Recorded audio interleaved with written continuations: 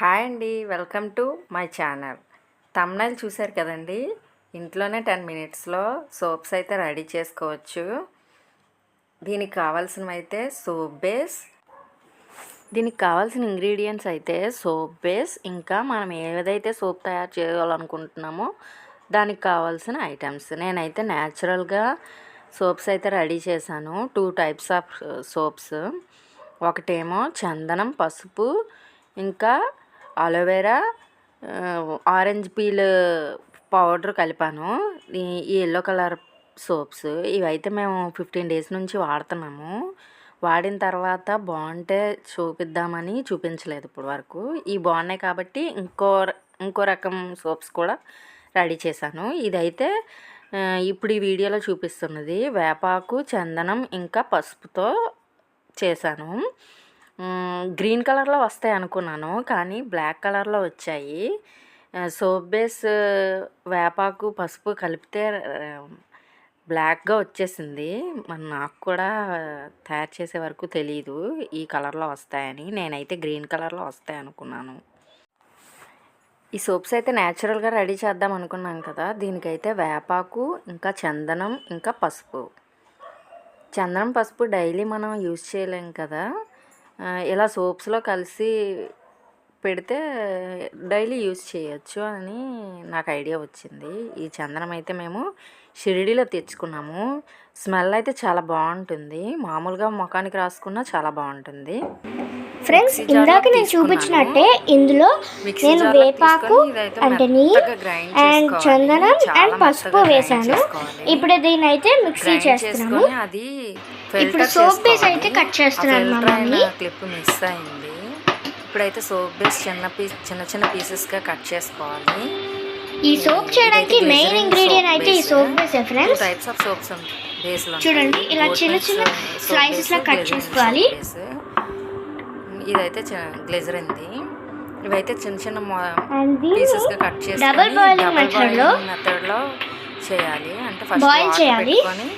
దాంట్లో ఇంకో బౌల్ పెట్టుకొని దాంట్లో ఈ సోప్ బేస్ వేసుకొని వేడి చేసుకుంటే వాటర్ లాగా అవుతుంది. ఈ వాటర్ లాగా అయిన దాంట్లో ఇందాక మనం చేసుకున్న మిక్సర్ అది స్ట్రెయిన్ చేసుకొని ఓన్లీ ఆ రసం మాత్రమే. సో ఫ్రెండ్స్, ఈ సోప్ బేస్ అయితే 1/2 kg ఫ్రెండ్స్. దీన్ని మేము మీషోలో అయితే ఆర్డర్ చేసాము. నేనైతే ఫస్ట్ ఈ బౌల్ పెట్టుకున్నాను. వాటర్ వేసుకొని వేడైన తర్వాత దాంట్లో ఈ సోప్ బేస్ వేసిన బౌల్ పెడతాను.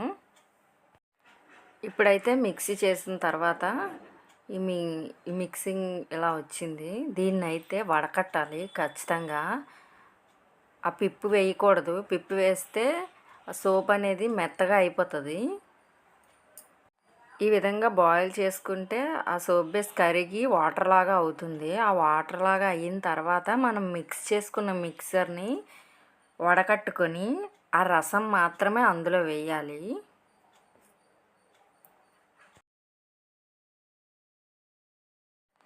మళ్ళీ చెప్తున్నాను, ఆ మిక్సింగ్ చేసిన దాన్ని వడకట్టుకోవాలి. వడకట్టుకొని ఓన్లీ రసం మాత్రమే వేయాలి. పిప్పి వేయకూడదు. పిప్పి వేస్తే సోప్ అనేది మెత్తగా అయిపోతుంటుంది. త్వరగా కూడా అయిపోతుంది, ముక్కలుగా అయిపోతుంది. అది మాత్రం చాలా గుర్తుంచుకోవాలి. బాయిల్ అయిన సోప్ను మొత్తం ఇలా సిలికాన్ మౌల్డ్స్లో వేసుకుంటే చాలా అందంగా ఉంటాయి, పట్టుకోవడానికి నీట్గా ఉంటాయి. ఈ సిలికాన్ మౌల్డ్స్ని కూడా నేను మీషోలోనే ఆర్డర్ చేసా. బాగున్నాయి. చూడండి, సోప్ మొత్తాన్ని బాగా వేడిగా ఉన్నప్పుడు మాత్రమే సిలికాన్ మౌల్డ్స్లో వేసేయాలి, లేకపోతే సోప్ అనేది గట్టిగా అయిపోతుంది. చూడండి, 1/2 kg సోప్ బేస్ కూడా 6 సోప్స్ అయ్యాయి. నాకైతే చాలా బాగా వచ్చాయి. చూడండి, వీడియోలో కనిపిస్తుంది.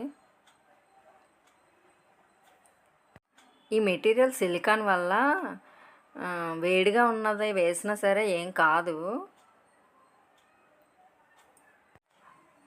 ఆ వేడి నీళ్ళు ఇందాక పెట్టాం కదా, అవేమో ఈ బౌల్లో వేసేస్తే త్వరగా కరిగిపోయి తోముకోవడానికి ఈజీగా కూడా ఉంటుంది. ఆ వేడి నీళ్ళన్నీ ఇందులో వేసి పెట్టేస్తే అప్పుడు పాత్రలు కూడా చాలా నీట్గా వచ్చేస్తాయి. స్మెల్ అది రాకుండా వెంటనే కడిగేసుకుంటే ఈజీగానే పోతుంది. చూడండి, ఒక 2 అవర్స్ అలా ఉంటే సోప్స్ అనేవి నీట్గా వచ్చేస్తాయి. మౌల్స్ నుంచి చాలా ఈజీగా వచ్చేస్తాయి. ఫ్రెండ్స్, సోప్స్ అయితే చాలా బాగా వచ్చాయి. చూడండి, బ్యాక్ సైడ్ డిజైన్ కూడా అసలు డిస్టర్బ్ అవ్వదు.